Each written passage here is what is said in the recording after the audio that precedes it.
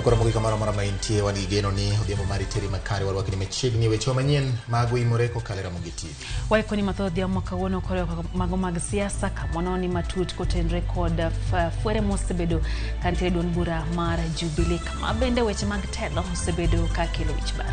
E kinde ma wang'iyo mago nyako Ramogi bende waluwo motenre kod paro mamedo wuok e wach mara chike manyien mag omenda na iluongo ni finance bill ma higa 2023 mabende onyuolo penjo mowuok ka kod kacha. Mabende bati nyalo paro ni moko kuom jotelo mantiere kweth mar Kenya Kwanza ka duond bura ma UDA bende koro wuok oko mager kagiwacho ni gidwaro mana mondo gichung' ne oganda mondo kiket osigo mapek ng'eto oganda kata ng'eyo wi oganda gi seche mabende koro chiwo pacho kapodhi mana marach. En kamano nyako Ramogi tok mago kende wan gi mathoth ahinya motenre kod weche mag somo bende kama kawuono wago kwano wang'iyo ni to mondo nyathi some mbalariany ang'ogi ni masamoro dipone nyalo dwarore ahinya e kinde makoro chike manyien mabende tayo weche mag somo ahinya mag omenda okel kod piny owacho masani. Magi to gima thoth nyako Ramogi jwang' waiko ni e chenro mar Oimore to mokwongo kaka pile fuond weche.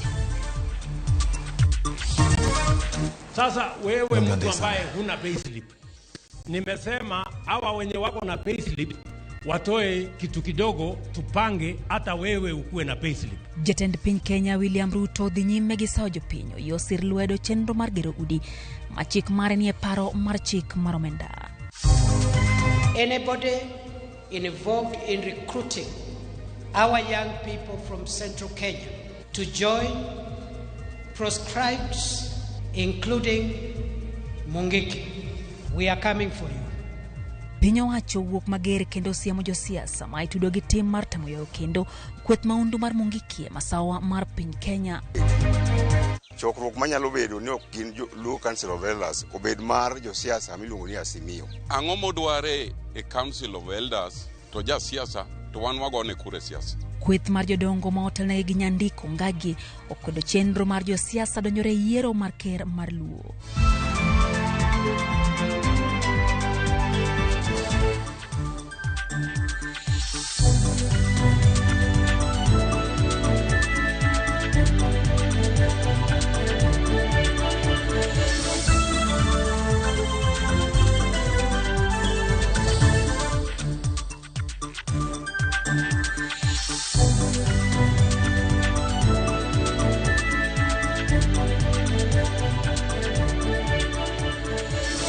Machegni nyako Ramogi jwang' chenro Oimore.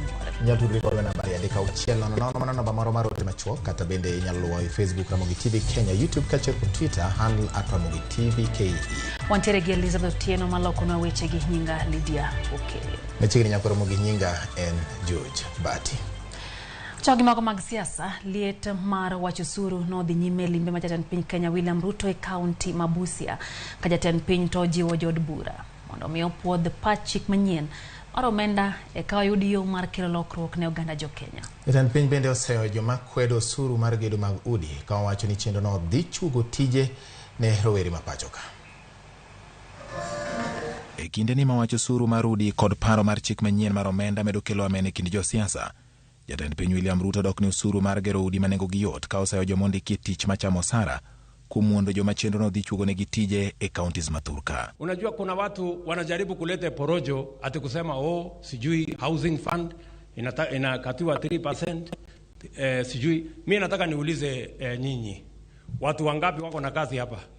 Weka mkono kama uko na kazi, kama uko na payslip. Uko na payslip. Wale watu wanapata payslip weka mkono juu. Aya, wale watu hawana payslip weka mkono juu. Sasa wewe mtu ambaye huna payslip, nimesema hawa wenye wako na payslip watoe kitu kidogo tupange hata wewe ukuwe na payslip. Alafu unakubali anakuja hapa anakudanganya kwa sababu yeye hataki kutoa kwa payslip, anataka wewe uendelee kuhangaika barabarani. Jatend piny bende odok ne paro mar chik manyien mar omenda ma oketie budget ma ichano some kor dwe manyien ka onyiso jod bura mondo bi opodha paro no maonge lokruok. Watu wa Busia, mimi nataka kusikia kwenu. Mnataka tupitishe hii budget ndio tupange ajira ya hawa vijana ama mnataka tuiangushe? Mnaambia wabunge wapitishe? Hebu nione wala wanasema wapitishe na wapitishe haraka.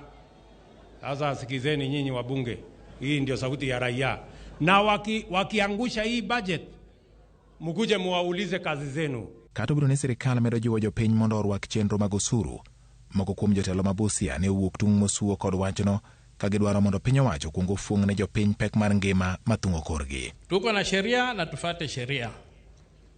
Watu wameongea hapa mambo mengi, na unajua huko nyuma hii housing bill, hii housing tax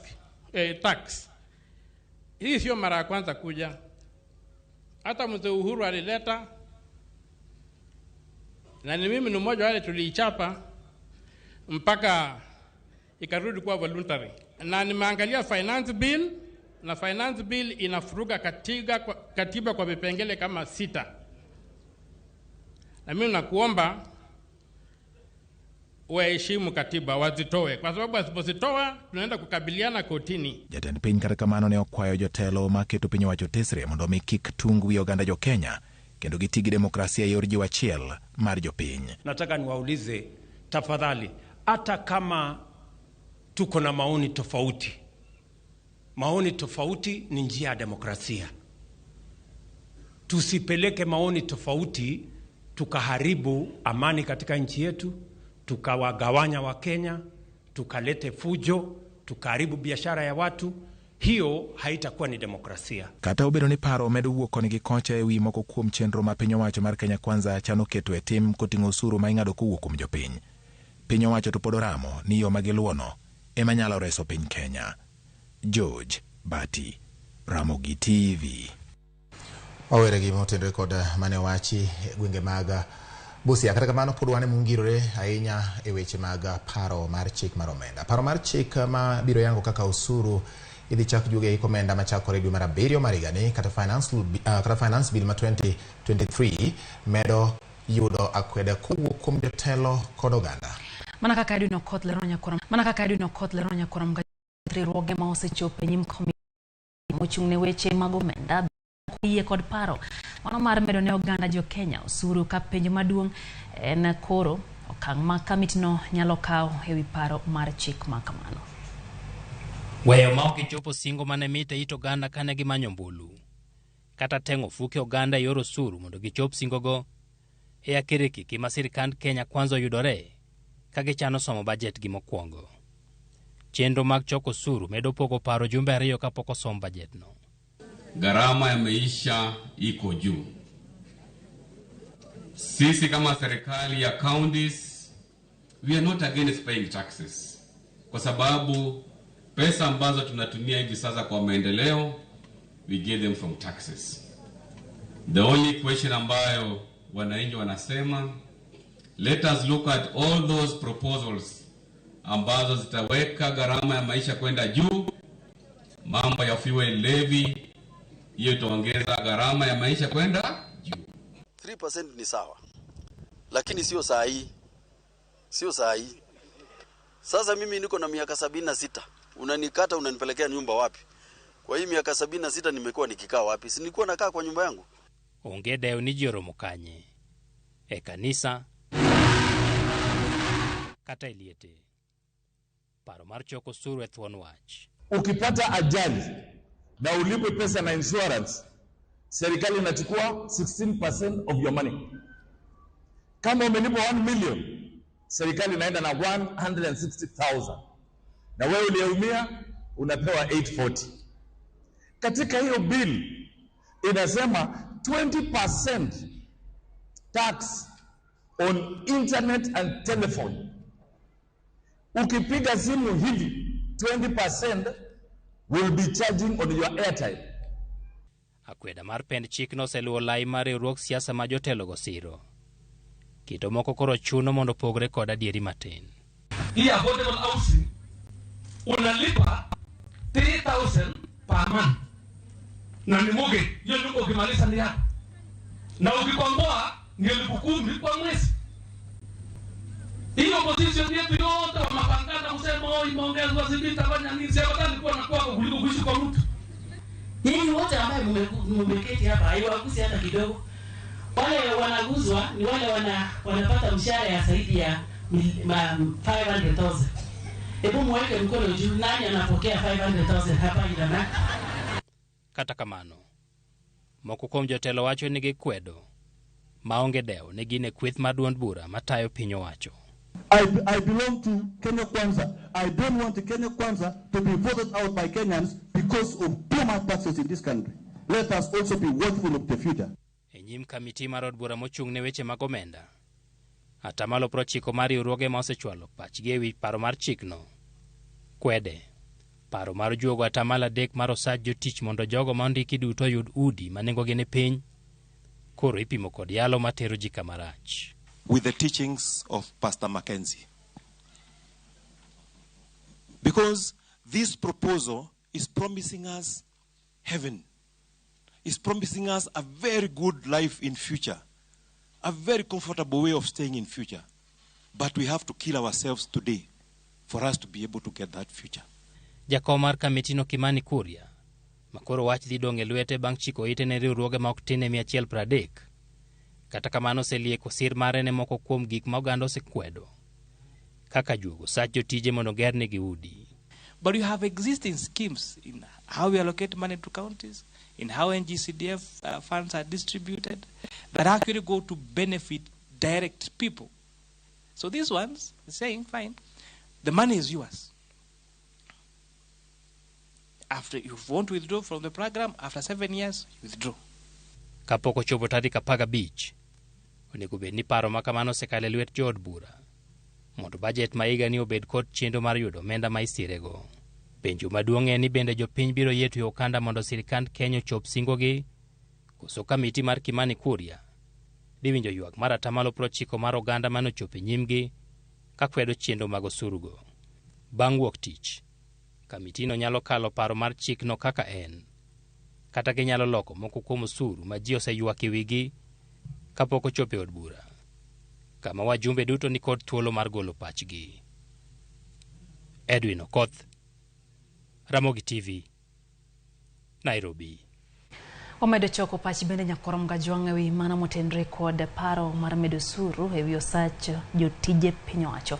Kabede janyisowa pachi batero anno ka jaduong' moro kanyo wacho ni sano ja higni 70 gi wiye. Koro wacho higni 10 mabiro ok ong'eyo kata obro bedo kae to penjo moro ni to osebedo kodak kanye. Jomoko bende wacho ni nitie joma tiyo to wuok e miechgi kendo ing'ado gi nang'o. Oro penjo wuok mopogore kendo magi e gik ma wadani mondo nyakora Ramogi Ajwang' bende ndikwane ka in kod paro madipodi nyalo golo e wachni, nyalo nyisowa e nambari 360 kata Facebook gi Twitter handle @Ramogi TV KE. Kwa dhi mbele nyakora Ramogi Ajwang', jatend migawo mar arita kwe Kithure Kindiki ochiwo siem ne kweth josiasa ma owacho ni sani otuch kendo chiro jomaundu mag Mungiki e masawa mar piny Kenya. Kindiki wacho ni migawo mar arita biro kawo okang' mager ne josiasa ma kamago ma bende okone osebedo ka kiro weche makide kelo pogruok mar oganda jo Kenya kendo chwalo lweny. Kindiki ne loso kano limo kanisa mar ACK St. Peter's Cathedral Siakago mantiere county ma Embu. And I want to warn all leaders of all levels. It doesn't matter how much power you wield. Elected leaders, non-elected leaders, former leaders, including national leaders, anybody involved in recruiting our young people from central Kenya to join proscribed organizations, including Mungiki. We are coming for you. Riwruoge makelo ne ratiro mag oganda e buo mabul margi maong'ere kaka Kenya National Civil Society Center okwedo okang' mane jatend piny Kenya William Ruto kawo mar walo Nurdin Haji lemo mar jatatije e bado bila mang'weyo maling'ling kata NIS. Riwruogno bwogo dhi e doho mar chungo chenrono mano mar keto Haji e komno ka giwacho ni oserem nyiso telo makare e thuolo mag telo mosebedo e pachoka. E twak margi gi jofwamb weche mathuruka, riwruoge makedo ne ratiro mag oganda e bwo kanyakla ma otisi ni Kenya National Civil Society Center oramo ni ogai mar jomin buche Nurdin Haji okromo bedo jatatije e bado bila mang'weyo maling'ling NIS, lemo manyocha owal ne gi jatend piny Kenya William Ruto. It's not only not competent but also lacks the integrity to hold any public office, let alone being confirmed as the Director General of the National Intelligence Service. In fact, Mr. Haji should not hold any public office. Not the one he's currently holding, not the one he's being proposed for. He is, in our view, not even suitable to be a sub-chief of a location in the Republic of Kenya. Riwruogno wacho ni kitelo Manurdin Haji osenyise kinde ma okalo ok nyis ni en kod teku mar tayo NIS e yo makare ka gimedo ni timbe maundu kod monj mag njore notimo ne wa e pacho ka e kinde mane en jalup jatije e migawo nogono. We all remember the Westgate Mall shooting of 2013, where, a number of people lost lives, others lost limb, and others were maimed. The Mpeketoni attacks of 2014, the Garissa University College attack of 2015, and the Nairobi Dusit D2 complex attack of 2019. In addition to the 4 major attacks, there were also terrorist attacks and terrorism-related incidences during Mr. Haji's time at the helm of counter-organized crime unit that can be classified as minor, but quite numerous. This guy is set now to be in charge of national intelligence that the Kenya government will rely on, that President Ruto will rely on. So we are trying to save President Ruto from himself by telling him that this guy that you have proposed and are about to confirm as the NIS director has failed this country before. Giseyo Haji kuom mwito kucha bura manoma kujalup jatend piny Kenya Rigathi Gachagua kakoro gidwaro mondo miyo Haji oler malong'o ng'ano manochune wito oko burano kata obedo ni en owuon emane odonjo ne Gachagua kitudo gi mibadhi mag omenda. If Mr. Haji comes out today to tell us that there was interference in his work, that he was forced, somebody held a gun to his head and demanded that he authorized the prosecution of those people whose cases he has since withdrawn, we will understand. But then, what will stop somebody else holding the same gun at his head when he's Director General of NIS? Does he not owe it to the public to explain what led him to authorize the prosecution and what is now leading him to withdraw the cases? Riwruoge go nyiso ranyisi mar ng'ur ma opedhi e od bura ki jago manyinge Stephen Mangira mayuak ni Haji ne omendne gi omenda mage mane omaki ka itimo nonro ewi gino mane chich ne gin omenda ma oyudi e yor mibadhi. Jago no wacho ni kata burano no oserumo e Doma Shanzu pok to oyudo ratiro mare. It is an act of corruption. It's an act of impropriety for a state officer to seize money and vehicles as exhibit, only to disclose less than he actually seized. And this matter of seizure of money, we can confirm, is the subject of another petition that the accused persons have filed, because they were acquitted of the criminal case. And I'm speaking as a person who comes from the county. His brother is a senator in the county where I come from. We met in the road, so when he was going to Garissa, we shook hands. But when it comes to accountability, it doesn't matter who it is. It can be your brother, it can be your tribe's person. The most important thing is, can we have these conversations now? Can we have these concerns addressed as he's climbing the ladder, going up to more sensitive position? It is for the people to judge and also understand.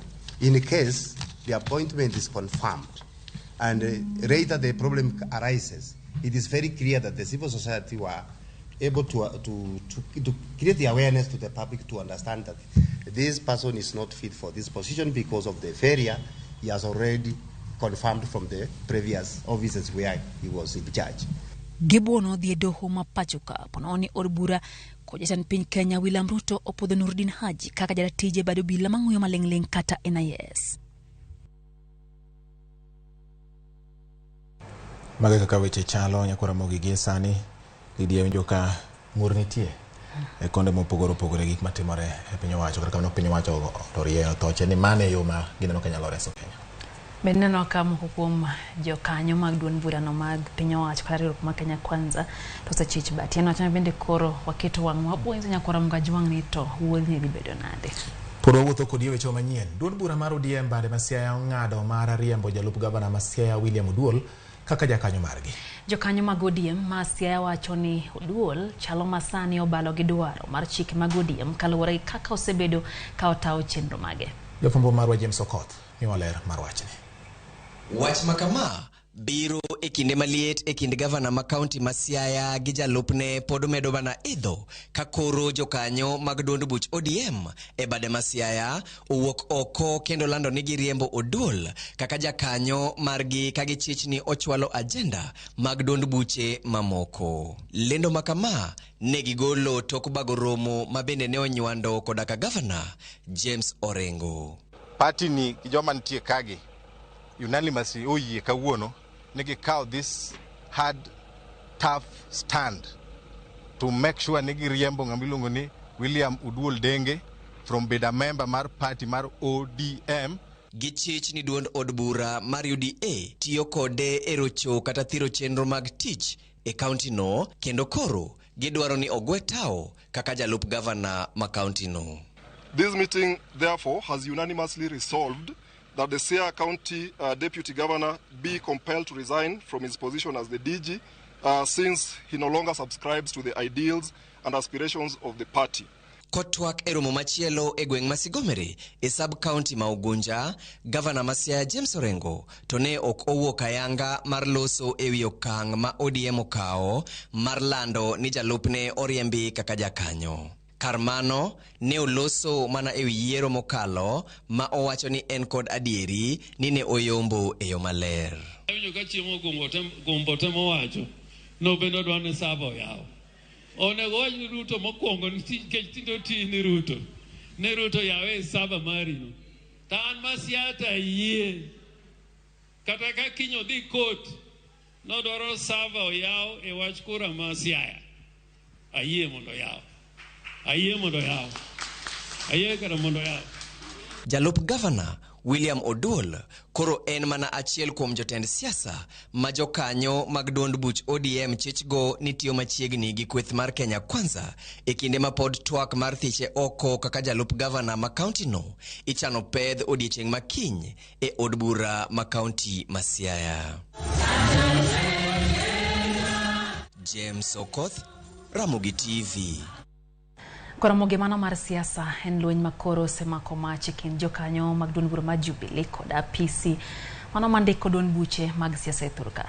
Penjo maduong' en ni koro oganda penjore gi sani en kaponi dibed ni nitie teko moko mag siasa mageto yuko duond bura mar Jubilee. To en pek kata mbi mana nyakwar mgajuol ma Jubilee ni godo. Jafwambo marwa Walter Nyambaga kolonwa maling'ling e wi ywaruok makoro sani kwako duond bura mar Jubilee. Tarik 8 dwe mar 9 2016 e duond bura mar Jubilee ne olose kendo jatend piny machon Uhuru Kenyatta ne owal kaka ogai mar duond burano.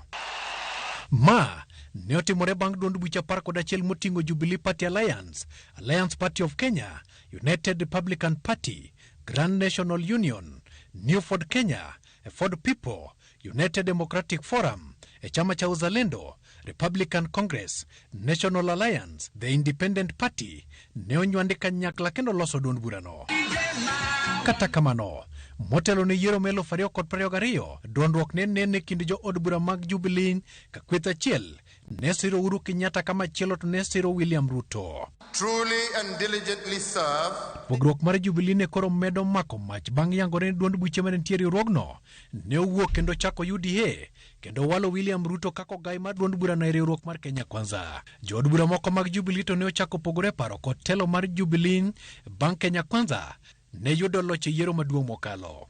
Etend Kenya Kwanza osebedo ka lombo jo od bura ma wuok e duond buche koriwo koda ka Jubilee e kama kweth motelne kod Kanini Kega kod Sabina Chege orido wigni gini telo manyien mag Jubilee e kendo Jeremiah Kione, David Murathe kod Uhuru Kenyatta sani ok giyango. This party that we launch is not about William Ruto nor about Uhuru Kenyatta. E pinyo maduong' to en ang'o ma ilare Jubilee? If you want to know the legal organs of the party, then you look at the Kenya Gazette. Honorable David Murathe, the charged member, was found guilty of both charges of a gross misconduct. Ywak osebedo ka geto jandik duond buche Anderitu e wi tungni mokwako Jubilee.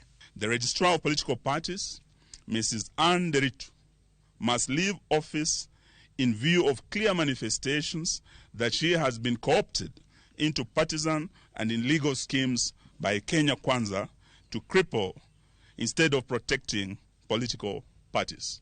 Ndirito wuon to mako chung motegno ni chenro duto mokwako lokruok e Jubilee osetim koluwore gi dwaro mar chik. Yes, we effected by communication of that letter. It was a declaration that we have accepted the process and effected the changes in regard to those the two members that were mentioned in the documents that were filed. We see the Register of Political Party on a very interesting mission here to hunt for reasons to just kill political parties in this country. Jeremiah Kione kod Langi osechwalo penje wi andika ma iwacho ni ne giyudo modeko mapodho gologi apisi. Dibed ni apisi mandiko duond buche ne ogajo barua moro mar podho ni tend Jubilee oseloki. We saw her backdating letters. This is a printout of the time and the date the email was sent. The email was sent on the 22nd of May. That is Monday at 8 o'clock in the night after the NDC. But the letter is dated 19th of May. I do not think there's any law that we have broken by doing that. Because indeed, sending the email was abundance of caution. Yeah, and there's nowhere it is required that it's mandatory send an email at this particular time. You can send an email as long as you are working. Anderito wacho ni giseketa put moro maluwo kendo biro ng'ado ripot manyocho wuok e romo manyocha Uhuru Kenyatta e kod kweth mare obago ngong Race Course, romo manyocho ng'ado ni Sabina Chege kod Kanini Kega oriembi. The removal that we did on Friday has nothing to do with the NDC. Those ones were mutually exclusive processes. The NDC, which were not, as we were not notified, we could see it out there. It is this particular time that document has been filed. Yes, we received the minutes, as you saw. We cannot comment now because we are in the review of those documents. You know, it's good to comment when you have reviewed the document. E kaluwore gi lokruok mar weche mar Jubilee, dibed ni nitiere teko moro matemo dhiro apisi mar njondik buche mar siasa mondo tie ataro mar chik. It is the decision is not ours. It is theirs. So we are a regulator. We regulate the process in which those decisions are made. E tayo duond bura mar Jubilee nyalo bedo nade lwet Sabina Chege kod Kanini Kega. Waloso kod Mesha Kodede ma en jalony e weche mag siasa. Sabina taparo ni idhira ni mondo olar kom mar bedo jatend Jubilee, but okapar ni en gi thoche ma onyalo riembo godo. Okay, onyalo bedo gi ng'eyo matin kuom kaka chama nyalo ringo, but telo ne chama ma chama dongi odhi matut moingo beda gi paro mar ni mae kaka chama nyalo ringo. Odhi matut moingo mano nyaka omenda te ma unyalo dwaro mondo utigo kichama. Marang'o Jubilee makoro wenge ranga hinya to masa mar piny Kenya. Uhuru Kenyatta kod kweth mare nyocho segolo kokgi ka gisiemo jogo mageto rocho duond burano. Ukigusa Jubilee umeguza azimio la umoja. Chama sio ya Uhuru ina wenyewe, na hawa wenyewe walinipatia ni ichunge. Jubilee nyo bedo kaka duond bura ma jo modak e alwora mar Mount Kenya nyo ohero. To siasa madala ka kata ma Kenya ka be wang'eyo kaka chalo. Nyiso ni e kinde mabiro chal ni ok gin gi yie ni UDA bende en chama margi kaka jo Mount Kenya. Nyiso ni e obwongo gi maiye kata pach gi maiye nyiso gi ni Jubilee e chama margi magine gi control. Koro ka gidhi kocha to gidwane gidhi kode ma ka lweny owuok kocha kata tulo wuok kocha to giwacho ni gin gi odgi. E kweth ma obalo kod ten Jeremiah Kione kod Lange nenore ka gimoramo ni nyaka gidong mane duond bura mar Jubilee ma ok gidonje UDA achiel kachiel. This is a call for the Mount Kenya people. We were ready to for 4-5 years at Dauda, and wale wako kwa serikali saa hii wanastuka kuona ya kwamba watu wa Kikuyu na hasa vijana wameanza kuamka na kuuliza haki yetu iko wapi. Kagiseyango ratiro ni gin gidwa tiyo gi sirikal mantie e ofis sani mar Kenya Kwanza ma nigi party gi ma UDA. To kine ka gin gi chuny mar gombo ni mondo giwuoge chama ni gidonje e UDA gidwa ni gidhi gi chamani. Nyiso ni nitie gima lich ahinya e duond bura mar Jubilee ni momiyo jogi lare. To thuolo mane ma jalup jatend piny Rigathi Gachagua negode tungni mar Jubilee mamasa mar piny Kenya.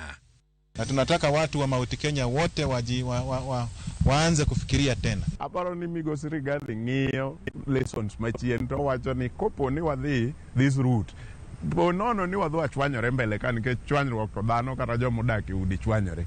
Kisiasa to koro yot moloyo. Ponono ni wadhi wachwanyore mbele ka dhira oko nyalo bedo mayot moloyo. To kakao Jubilee aketo tenge kanyo gi wabunge nego e iye kanyo.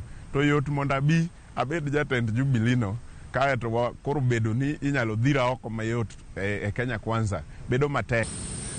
Walter Nyambaga, Ramogi TV. Mane chal mar weche duond bura mar Jubilee Nyakwaro Gajwang' poden wuoth pod omedo luwo machiegni ahinya bat. Omedo ng'iye kaka diponi weche nyalo timore joka apis jandik duond buche siasa Anderito wacho ni pod nitiere gik maginono kotende kod bura manobedo mar Jubilee no. Koro oketo wang'wa waluwe. Esa bende koro nybe ni wakaw yo macho. Samo kaw yo no ne wasingo ni wabiro lidho moko kuom ote magi mioro Nyakwaro mogero kama na ahinya. Augo kawuok Nyambuno nungone Nyambunano sindo dala kocha wacho ni Ramogi malera ahinya kendo winjore makare. Kata kamano wacho ni ngima oseidho mang'eny koro sirikal onego duok osuru piny tok mede ni gero udi. Ere kaka udi go dhi konyowa pek mar ngima okamora ahinya kaka riembo piny Kenya. Oguda ka Yesu wacho ni jatend piny Kenya wacho ni odwa ng'ado jok payslip mar oganda mondo rwak go joma onge payslip e payslip koso. Wacho ni wach payslip no ko winy ka donjone. Kata kamano wacho no olgi oluongo ni abracadabra ma piny Kenya ka kora kiani mano ulogo ang'wen dho chiwa. Tirozinya tengane ni kacha wacho ni Ramogi TV lera ahinya kata kamano kwedo wach mar osuru e okang' mamalo kendo ngima be koro idho ne oganda jo Kenya. Wacho ni jodongo koro bed mos gi wajakro mokednowa. Jojo kaka wacho ni en bende nitiere kodo kata kamano dwa ni omed tim nonro machiegni ahinya kotenore gi wach no. Queen Awuor bende wacho ni en bende wach mar ot ne nyaka koro lim kendo kondele kantie adiedo bende wacho ni adiedo dala Ramogi chopo negi makare kata winjo ka Wilson uko to negi wach bati. Wacho ni Mombasa wacho ni owinjo owejo dongo makaluo oyier kendgi ma ok jo siasa donje wachki. Councillor Francis Obwanda wacho ni aneno Ramogi malera ahinya nitiere game ramula ka wacho ushuru mar atamal 3 mar bedo kod udino madhithe kombele ka Kenya. Dhitero jo sirikal masani dala okinyal nyiso mzee ma jahigni 54 ni ing'ade pesa nyakiler ne malong'o kama pesa no dhiye. So Jalawi Masaga wacho ni neno yo makare nitiere gwenge magawasi ka achiel kod Isa Makoro Njeru wacho ni debati gi Lydia nenu malera ahinya Rweka gi jaoda Nyairo Minaus Kenya ojoga gi weche ne. Janet Milambo to wacho ni en bende oneno ka piny otamo rito kweth mar Kenya Kwanza chiko Kenya otamogi. Wacho ni gen koro kiane Kenya dhi chomo kanye. Kevin Ruto kan tiro Yugis bende wacho no kete mana ka ging'eyo weche motende kod osuru bati. Wayo mate. Wakawane yue Nyakwaro Ramogi ka wadugo pod wan gi mathoth kokalo Ramogi TV kikidhi mabor.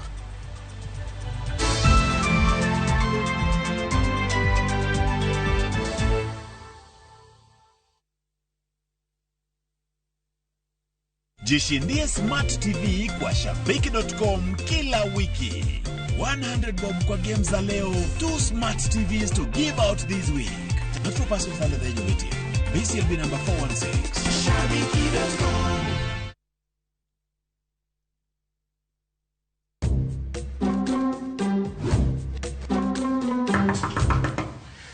Niko mko home. Aki niko mbona mmechange password ya wifi? Aki simnipe tu hiyo password. Hata baby girl ako home, si wewe umesema go away. Bro, mambo janjes, takusuma majirani. Make chapo smarter. Aje. Dial *334# to enjoy 1 GB at 50 Kenya shillings for 24 hours. Bundle exclusively available on Airtel Money. Okay, nimesha soti hiyo 1 GB. Sana data yako kakuko tu.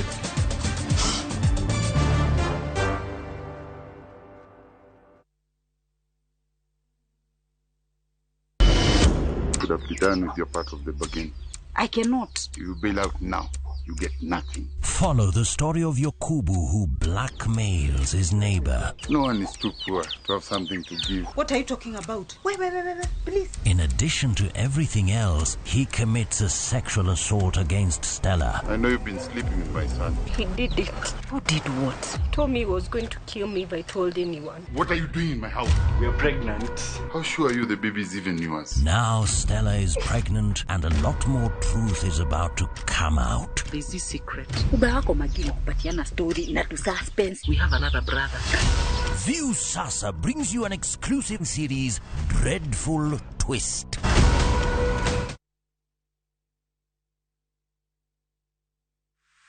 Is bad breath getting in your way? FreshMed mouthwash is formulated with fluoride and essential oils designed to fight bacteria that causes bad breath and tooth decay, working to give you a stronger enamel, fresher breath, and healthier gums. For better oral hygiene, try FreshMed today. Available in ice mint and spearmint flavors in all outlets near you. From Tropical Brands.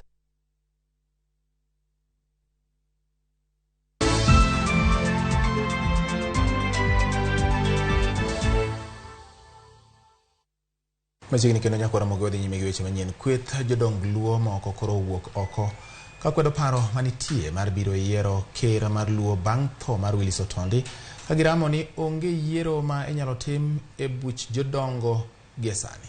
Kweth jodongo motenre korka jaduong' Nyandiko Ngandi ma osebedo ka oramo ni en ker mar Luo koni ker mar Luo ok tho yiera kokalo rombe ma iluongo gi josiasa ma Kaluo. Oloso bang' jatend Azimio la Umoja One Kenya Raila Odinga nyocha ne timo romo gi moko kuom jodongo e kaunti ma Kisumu kama ne gilieko ni ker mar Luo inyalo yier e dier dwe mar auchiel. Wach moro man limbo maneno ni eno oa kanye. Ere kaka ichako idonjo e kind jodongo Luo. Ng'ama wageno gi chunywa te. Mwasego ne ombulu mondo bed kaka president mar Kenya. Dichak chok jodongo luomo to fisa to nitie michoke jodongo. Kendo lando ni tarik 10 oromo gi jodongo. Ni to bang'e no gibero gi yiero ki. Idwa pogo joluo. Luo dwaro dongruok. Ok dondruok. Jaramogi ema nokwongo bedo ker. To kodhi e siasa to ker ne oyier gi joluo. Otiyo gi Paulo Mbuya maonge sama nogaje tie Paulo Mbuya. Ang'o modware e Council of Elders to ja siasa to wan wagone kure siasa. Chokruok mabedo mag jodongo ma ok gin Luo Council of Elders kik bedi. Chokruok manyalo bedo ni ok gin Luo Council of Elders obed mar josiasa miluongo ni Azimio. Mwano luonge ni mane gibede Kisumo no.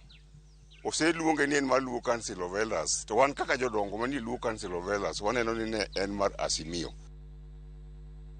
Familia more sub-county Mabondo ni koda chied nade bang' lal mar wuodgi moro ma chich ni olalgo gi ji ma okong'e. Jagono ma jahigni 40 iyango ni nyocha ne oteki gi ji moko chieng' tich adek juma mokalo e gweng' ma Welo mayudore Barakowino sub-location. Nyaka sani pok giwinjo ndat jagono manyinge Alan Onyango ma giwacho ni ne ogam gi ji moko e dalane. Minode lero ni achiejego ne omonjo odgi ka gimanore gi gige lweny e kar saa 2 mar otieno kendo lal kod jagono.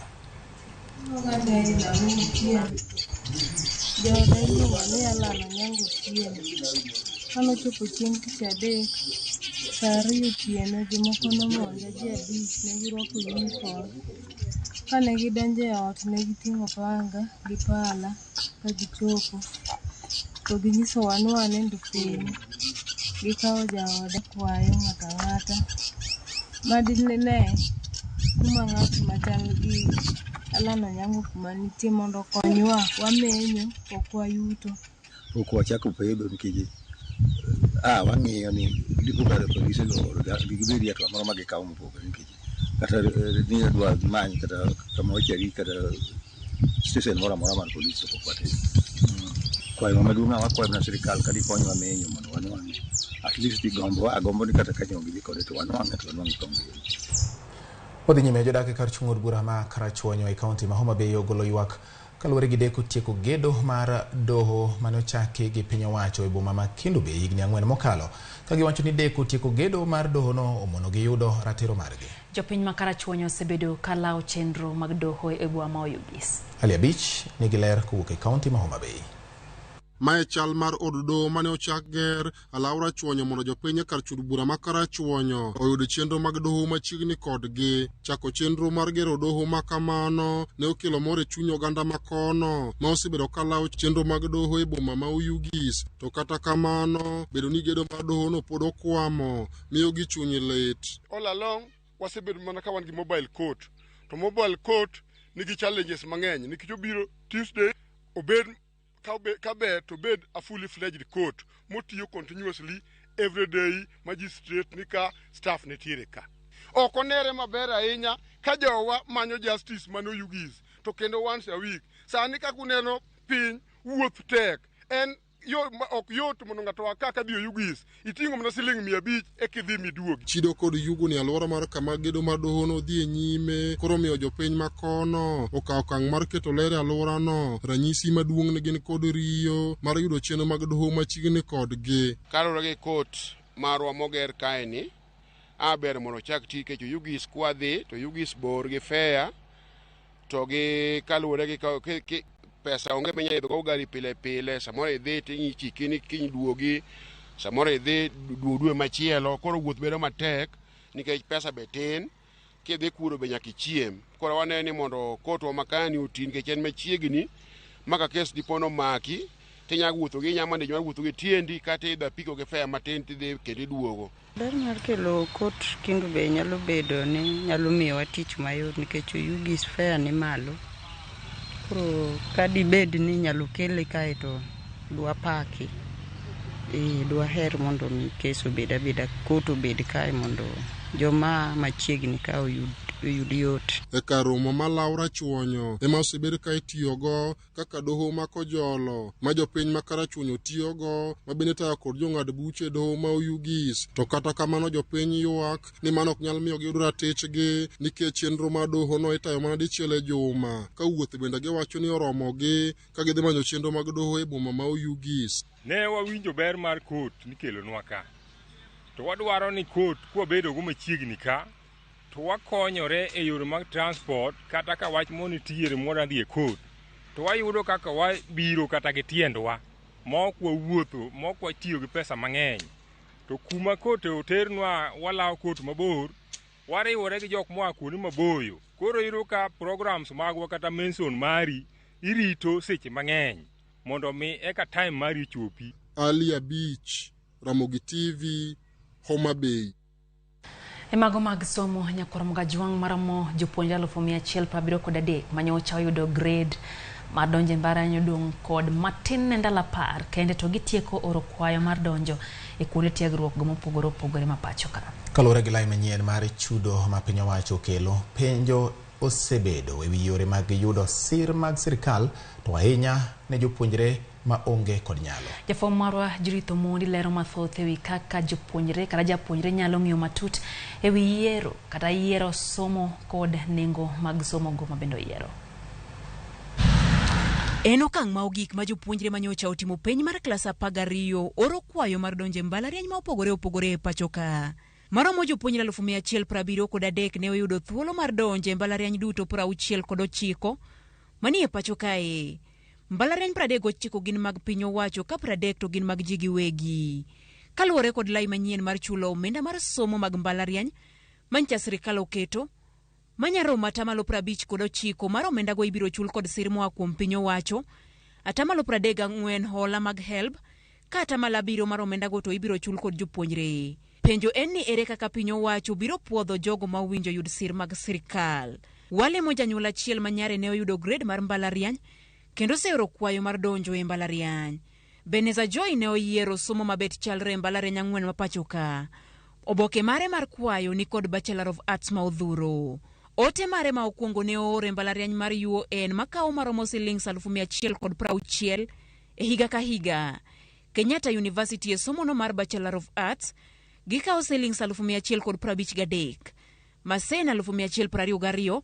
Kama moko bende mane otenore kod Bachelor of Arts bende ne okwaye mbalariany ma Maseno kod Nairobi. Poni Happy obedo makare kendo luonge kwayo ne mokwongo ma en University of Nairobi. Beneza nyalo yudo sir mar 59 mar silings 160 ma en silings 94,000. Ma ere kaka ibiro puodhi. Yuto mar janyuol en gima okwongo ma ibiro rangi. To eyo mane? Duol ma ochung' ne choko mar osuru e pacho kae KRA nyalo tieko mama yot.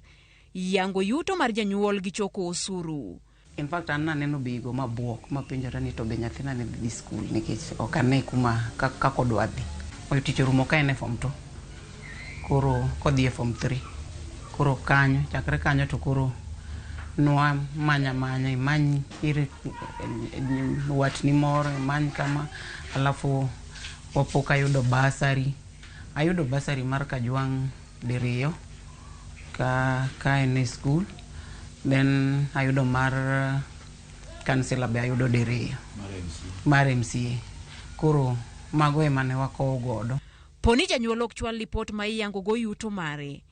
Piny owacho biro tiyo kod yore mamoko kaka jodong gwenge, ruodhi kaachiel kod jodolo mag kanisa mabiro go sei ni owinjo jopuonjre yud sir mar piny owacho. Gik mamoko manyalo keto japuonjre lai manyime yudo sir mar piny owacho oriwo skul primar kod sekondar mane japuonjre osome. Nen mar piny owacho koso mar ji giwegi. Japuonjre ne yudo sir mare e somo koso janyuol ne chulo. Bende jal mane osire oyiedhi nyime kod sire poni jonyuol ne ok nyal. Magi duto ibiro rangi. Ani kiwacho ni pesa duto mar help mondo tere account mar school. Nisore ni nyathini kato be mane ochul ne school. Ni school fees no kuro chulore. It means ni kata kaka nyathini dhi dak kacha bende pod mana sida. Pod ok dhi bedo mayot. Emomiyo notemo kwayo jo government, jo sirkal ni mondo gi revise, gitema nena ng'iyo kaka ginyalo gine wach mar help nikech okonyo ji mang'eny sana ute man piny. Poni pok yoro kwayo ne japuonjre ni bende ber ka ing'iyo omenda mar somo no e mbalariany ka mbalariany mondo mi iyang mano manengo ne inyalo chulo 7% ma winjo janyuol chul. Ranyisi en somo mar nursing. E mbalariany ma Nairobi nengo en 309. Jomo Kenyatta en 316. Kenyatta kod Maseno University en 275. Egerton 307. Kakisito en 316 e kind mbalariany mamoko mag piny owacho. Somo mar Bachelor of Science Education, University of Nairobi, silings 283. Kenyatta, Maseno, Jaramogi, Masai Mara kod Rongo 244. Kisii 295 ka Egerton to kawo 278 higa ka higa e kind mbalariany mamoko mag piny owacho. Bachelor of Medicine and Surgery, Maseno, Kenyatta kod Jomo Kenyatta ka omenda mamalo kipimo gi moko ma in silings 612. University of Nairobi ka silings 539. Kisii 461 ka Egerton to kawo 337 higa ka higa. Gindalo apar to jopuonjre tieko oro kwayo gi ne mbalariany mopogore e pacho ka. Ng'ur pod medo wuok e wilai ma piny owacho chano tiyogo e chwalo omenda ne kuonde tiegruok mamalo. Ka geno mar jonyuol to koro yiengi e lipot mogik ma ichano gol kod aput mane oyier kod jatend piny Kenya e rango weche somo. Judith Omondi, Ramogi TV, Nairobi.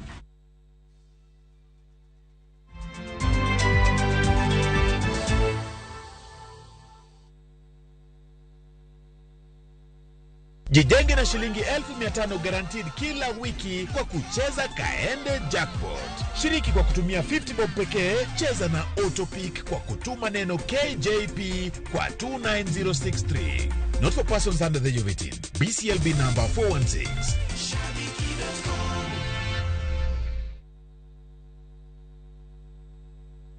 Jatelo mano biro ka inyoro odwari warus kodi. Hera motwere kidi Lwanda omuoche kindo osiepe ariyo. Jiteng'i. Neno no kende ok nyal romo. Wange gi nyaka. Miriambo thinyore lela kendo kelo mirima kod lit. Anang'ini do ng'at maber kaka. Bende anyuola kod osiepe nyalo donjo e kind osiepe ariyogi. Bedi. En ok ohera kata matin. Inyalo chopo kanya gi jal ma ihero kiling'ling'. Ne Suresh ni oko. Ibende biwadhi. Ng'at mabo kendo Pragya. Ng'ano nigi hawi. Kik iwe ma ok ineno sigana mar hera motwere mar kumkum Bagya. Ok anyal yudo yo manyalo wacho nigo ni aheri. Yud chenro mar kumkum Bagya gi dholuo sani koro e View sasa.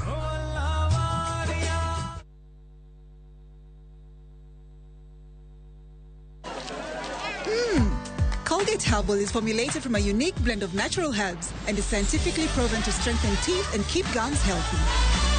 Try Colgate Herbal, scientifically proven for strong teeth and healthy gums.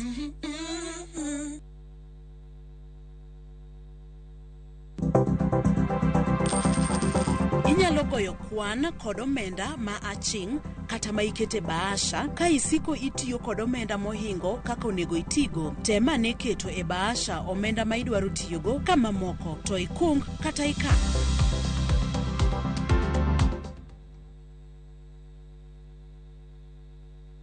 Dial *334# to enjoy 1 GB at 50 Kenya shillings for 24 hours. Bundle exclusively available on Airtel Money.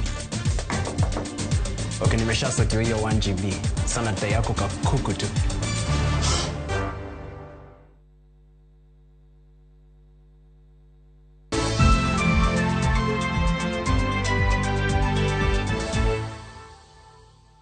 Odhi nyime moko kuom riwruoge makero ni ratiro mag joma mine kaunti ma Siaya koro dwaro mondo piny owacho ng'ad oko osuru ma ijuogo e taulo mag ria mondo nyiri yud thuolo kata taulo go nengo mayot. Kotane kod Nancy Juma mar riwruok mar Siaya Young Women Alliance gi ywak ni taulo mag ria osebedo manengo gi tek kendo thoth nyithindo manyiri ok nyal nyiewo gi ahinya to mago modak e gwenge ma yuto ji nitiere piny. Migilosa nyasi manobagi mar dhialo ler mar ria e kaunti no.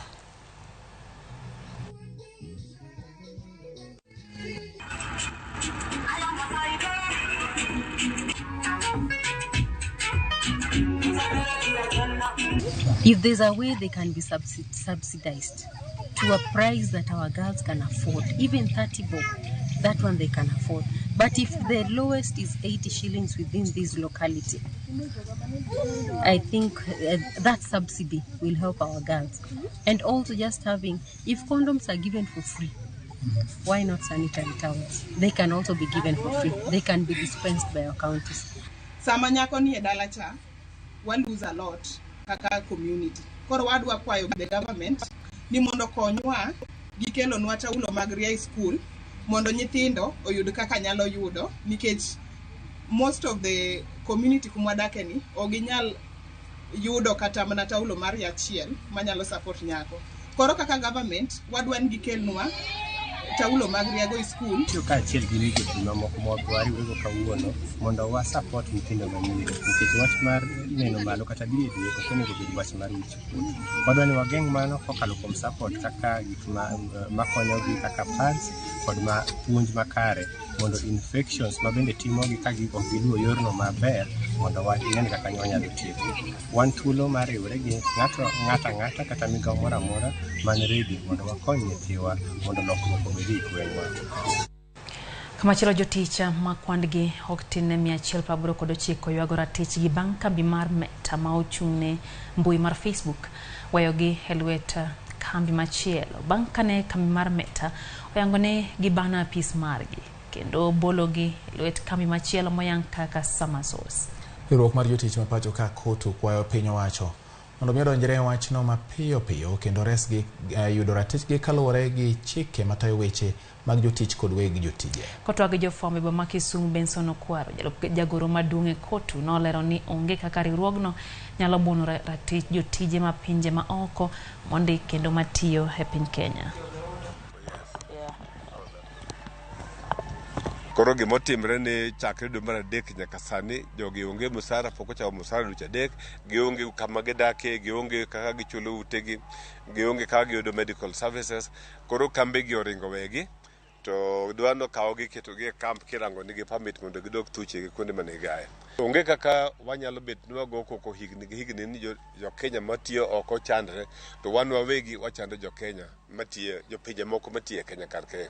Jo sirikal mondo konywa, Ministry of Labor mondo konywa, to wadwa nyiso jotich matiyo e kambego ni ka gisedonjo e chama moro mar Communication Workers Union, waboriwore gi jomoko ma pachgi chal gi ma mondo wakonyre kodgi mondo ne kaka wanyalo konyogi mondo giyud kaka ginyalo yudo musachgi. Pur mar maembe kaunti ma Siaya yudo sir bang' bad migawo ma ochung'ne ber mar kothe pachoka Kefis puodho jopur 57 mag maembe mondo mi olos kothe olemono ma iuso ne oganda. Achiel kuom jopur mag maembe gwenge Masega George Ngira wacho ni uso kothe maembe osejiwo yuto mare bang' donjo e chenro manotisi kaka Agriculture Sector Development Support Program ACDSP. Jatatije jata chenro mar ASDSP e gwengego Mark Omolo wacho ni nitiere chenro mar medo yiende mag olemono e kaunti ma Siaya mondo mi omed pur mar maembe, bende wachore ni chiche osenyenyore e higni mosekalo. Maboro kuomgi osepuodhi gi jo Kefis kata gi jo Horticulture Crop Directorate. Osepuodhi ni golo kodhi mabeyo, to nikech mae important kata magi maber ahinya mondo jothurwa oyud kothe mabeyo.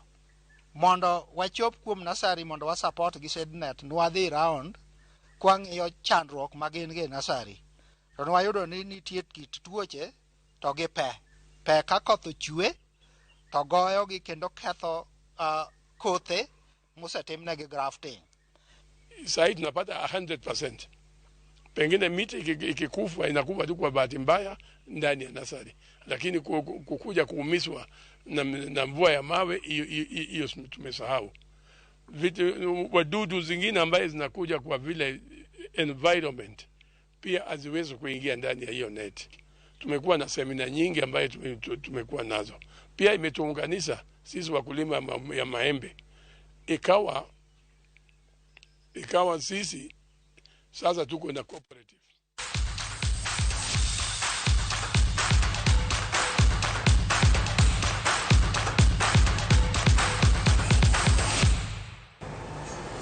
Wasura ne nyakwaro Ramogi koro wadonjo weche mag tuke kama klab mar Gor Mahia wuok modhi 0-0 gi klab mar Tusker FC e tuke mag adhula e lig maduong' ma pachoka mane obagi alap Manyayo National Stadium. Klepe ariyogi mane dwaro points 3 e tugo ma kawuono noyudo ka thuolo mag loyo ne tin. Point achiel pod oketo klab mar Tusker e thuolo mokwongo e chung' mar Klepe gi points 65, point achiel mbele klab mar Gor Mahia. Tusker FC odong' gi tuge kindgi gi Wazito, Posta Ranger gi Vihiga Bullets, ka Ogalo pod odong' gi Ulinzi, Kakamega Homeboys gi Nairobi City Stars. That's the football, the way football being played. There's different moments in football game. You can be up and down, but as far as you are consistent and you are focused on what you are doing, we maintain Gor Mahia, contain them. Second half, they started playing long behind us. I wonder, and I'm surprised even Gor Mahia can play long balls. I thought it is Tusker. Very tight game. You know, both teams play quite different styles of football. You know, as you know, we try and play a bit more. Tusker a bit more direct, but I think both teams showed some really good stuff. You know, I think both coaches will be quite happy with a lot of the game in terms of just what we tried to do. It was a big challenge. You know, I thought we created some chances. A bit unlucky. Austin's had an air shot in the first half. There's been one or two others. You know, again, Austin's broke free. And it's just unfortunate it's in a moment when both Boniface Amondi and Luasa are both on the same side of the pitch. There was no right winger in the moment.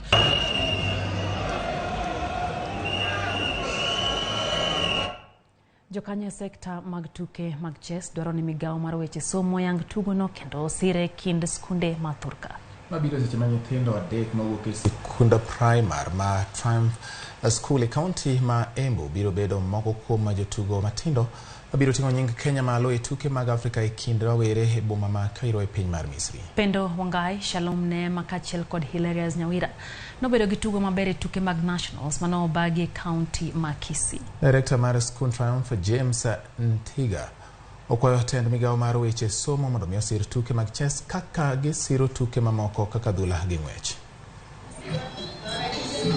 Tunaomba sana serikali yetu itilie mkazo mchezo huu wa chess ili uweze kuwa ni mchezo pia unahusika kwa wingi katika shule zetu, zile za public schools na zile za private schools, because at the end of the day huu mchezo unasaidia watoto kuwa na IQ iko juu, wanaweza kuwa na critical thinking na watakuwa wana manufaa sana katika community. Nyime Davis Matano matugo e club mar Thika Golf Club obedo jaloch tuke mag golf mosir gi bengi mar NCBA bang' loyo jotugo maromo 256 alap mar Thika Golf Club. Matano nobedo jaloch e kind jotugo duto bang' yudo points 32. E kidieny mar yawuoyi Simon Dungu nobedo jaloch bang' yudo points 31 ka thuolo mar ariyo nokaw gi engineer K Chege mane oyudo points 27. Naomi Kimata nobedo jaloch e kidieny mar Wakeni bang' yudo points 27 kiluwe gi Winnie Mugo thuolo mar ariyo. Jotugo matindo bende ne ok owe chien e tugono ka Gashia Kimemia onyiso kitugo makare kendo bedo jaloch. Ramogi Juang tielo mano mar ang'wen e tukegi mano chakore dwe mar adek higani emane dhi mbele sechego. Golf event, as well as those who won and of course those who lost. The action on the golf course today was quite competitive, and we are glad to see the golfing standards go a notch higher with each and every leg of this series. We are proud to partner with a group of people who have been so dedicated to achieving excellence in their lives and in their businesses.